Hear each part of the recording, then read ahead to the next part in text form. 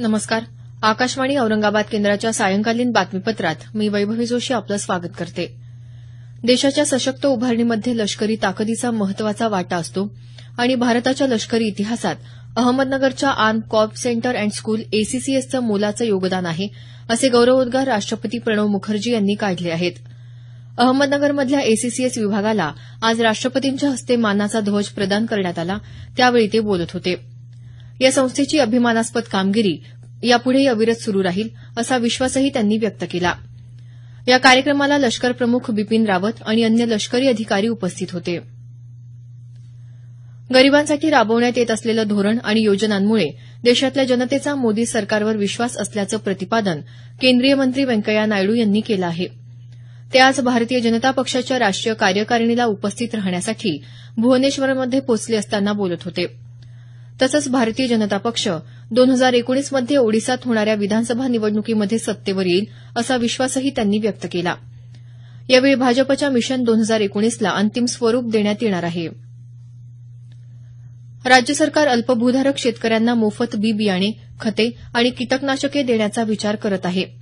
महसूल मंत्री चंद्रकांत पाटील यांनी पीटीआयशी बोलताना ही माहिती दिली. यामुळे बाजारामध्ये शेतमालाचे भाव कमी झाल्यास शेतकऱ्यांचं उत्पादन खर्च कमी राहिल्यानं त्यांना त्याचा जास्त फटका बसणार नाही, ही यामागची भूमिका असल्याचं पाटील म्हणाले.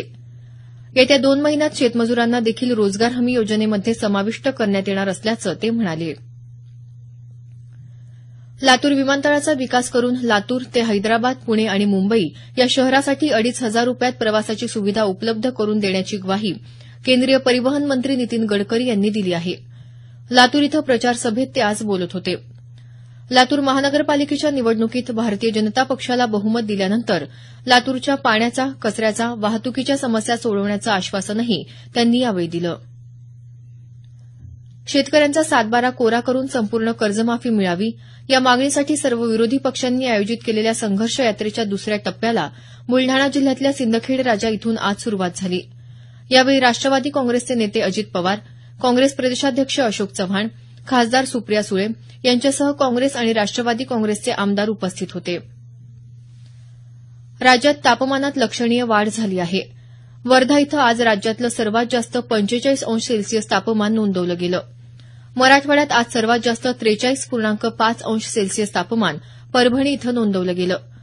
औरंगाबाद आणि उस्मानाबाद इथं 41 अंश सेल्सिअस तापमानाची नोंद झाली.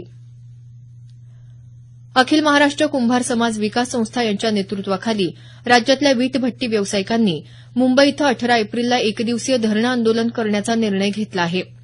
संस्थेचे नाशिकचे विभागीय संपर्क प्रमुख कचरू वैद्य आणि युवक अध्यक्ष ज्ञानेश रसाळ यांनी ही माहिती दिली.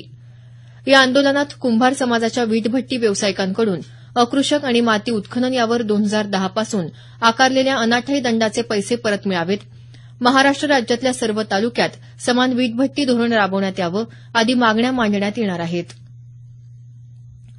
मराठी साहित्याचा इतिहास शिक्षक साहित्यिकांशिवाय कधीच पूर्ण होणार नाही, असं मत साहित्यिक शिक्षक बालाजी इंगळे यांनी व्यक्त केलं आहे.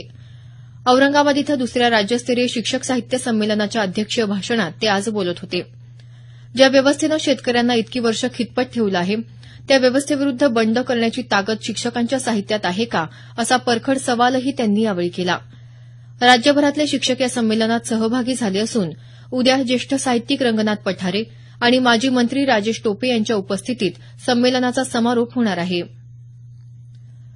परभणी जिल्ह्यातल्या पूर्णा शहरात काल घडलेल्या घटनेनंतर आजही तणाव कायम होता. आंबेडकर जयंतीनिमित्त आयोजित मिरवणुकीत 2 गटात निर्माण झालेल्या वादानंतर दगडफेक आणि जाळपोळ झाली होती. आज रात्री 10 वाजेपर्यंत संचारबंदी शिथिल करण्यात आली.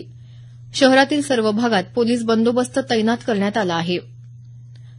याबरोबरच हे बातमीपत्र संपलं. आमचं यानंतरचं बातमीपत्र उद्या सकाळी 6:50 वाजून